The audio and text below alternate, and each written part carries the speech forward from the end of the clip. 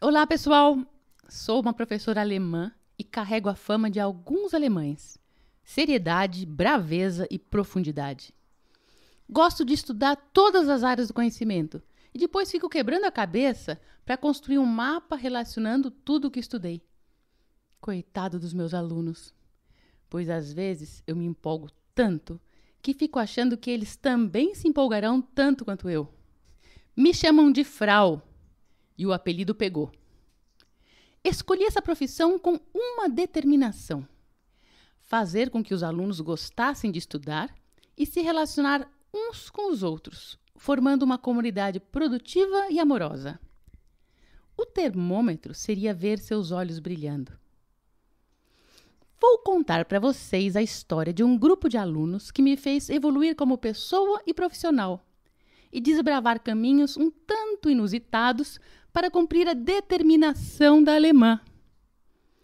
Foi no século passado, mais precisamente em 1987. Eles tinham 10 anos de idade e eu já me sentia muito experiente, pois tinha histórias de sucesso com as classes anteriores.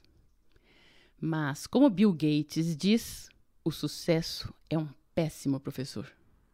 No meu caso, isso foi verdade, porque fiquei obcecada por repetir estratégias que tinham dado certo e não vi que havia ali pessoas diferentes por trás daqueles alunos. As técnicas que dão certo em um contexto podem não ser eficazes em outro. E o brilho de algumas experiências pode nos cegar.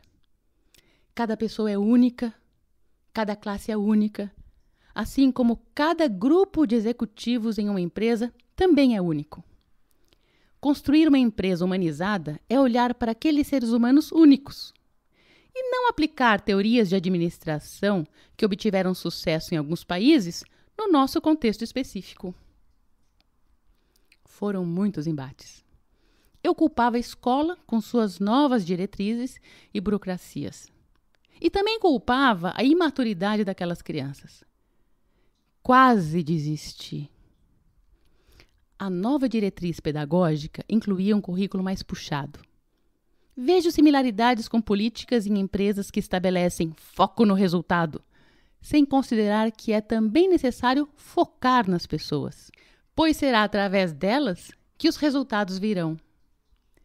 Sem olhar, escutar e cuidar das pessoas, os resultados não serão sustentáveis. Desmotivação e turnover impactam esses resultados. Isso também acontecia naquela classe de crianças. A prática de conversar com elas em roda diariamente era parte da fórmula de sucesso anterior, mas não era vista com bons olhos pela nova direção, que permitia apenas 15 minutos para o que parecia perda de tempo. Resultado: falta de interesse e concentração, desperdício de tempo para conseguir silêncio e disciplina na sala. Eu fazia pressão, eles respondiam com silêncio imediato, que durava pouco tempo. Eu respondia com mais pressão e até alguns gritos, confesso. Os olhos temerosos mostravam-me o quanto estávamos longe daquele sonho de ver olhos brilhando. Definitivamente, aquele não seria classificado como um great place to learn. Foi ali que o fracasso foi um bom professor. E decidi seguir os passos de uma antropóloga que utiliza um caderno de campo, anotando tudo o que vê, ouve e pensa de um povo distante que se dispõe a conhecer e observa. Fui registrando tudo o que observava em um diário. Muito aos poucos, foi possível conectar os pontos e descobrir caminhos para uma história nova e encantadora. Aprendi muito mais do que métodos e técnicas. Ali começava a metodologia Roda e Registro. Ali aprendi muito sobre mim e alarguei minha alma. Aquelas crianças foram os mestres. Com elas, reaprendi a brincar e jogar. Os games têm potencial curativo para pessoas e grupos. É o que estamos descobrindo nestes tempos de pandemia. Reuniões formais em plataformas tradicionais cansam e expõem as pessoas. Já a criação de espaços mais lúdicos, que convidam o imaginário, pode nos transportar para outros mundos e dar leveza às reuniões, enquanto fazem do brincar uma coisa séria. O que é ainda mais poderoso ao contar com a parceria daqueles que jogam conosco. Percebi que a professora descrita no diário de campo, querendo ser competente, entulhava as crianças com conteúdos desarticulados e sem ligação com a vida delas. E, com sua tendência para a braveza, seriedade e profundidade, ela se distanciava ainda mais dos alunos, apaixonados por jogar futebol, brincar e fazer dramatizações.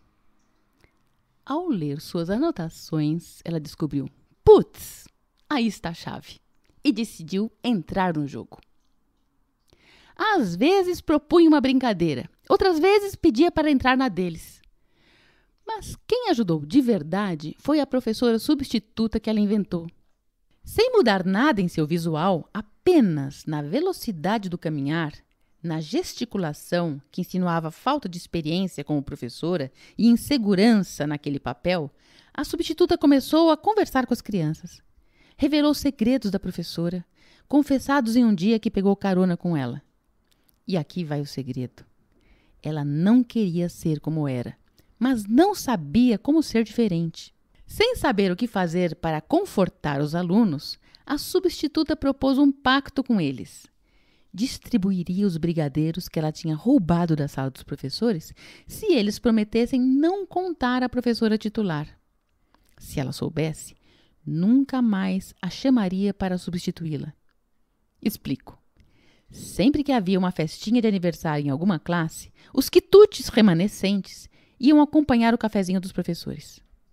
Pacto feito, brigadeiros devorados, restava encerrar aquele momento de vulnerabilidade da substituta, já apavorada com a expectativa da chegada da coordenadora pedagógica, que poderia ter ouvido a algazarra. O jeito foi anunciar que a frau estava chegando e sair correndo. Depois da estreia da substituta, que os alunos batizaram de Cedibra, sempre que havia uma festinha em alguma classe, os alunos já ficavam atentos e perguntavam: "A Cedibra vem hoje?" E quando ela chegava, conversavam, brincavam e o clima era outro. Clima que contaminava aos poucos também os momentos com a frau. A Cedibra contava mais segredos, mas a frau não poderia falar que sabia. Até tentou um dia na roda, mas as crianças sábias cortaram seu barato. "Você não sabe nada da Cedibra." E mudaram de assunto. Com o passar do tempo, a roda ganhou importância para todos, que traziam textos, ideias e se comprometiam a fazer as demais atividades rapidamente, sem dispersão. Tudo isso para dar mais tempo para o projeto da peça sobre o Drácula, que estava escrevendo nas aulas de português. Na roda, não só eles aprendiam a ouvir, falar, argumentar, como os tais conteúdos curriculares também estavam ganhando vida.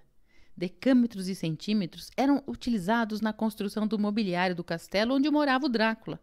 A gramática e a ortografia ajudavam nas escritas e reescritas do texto da peça.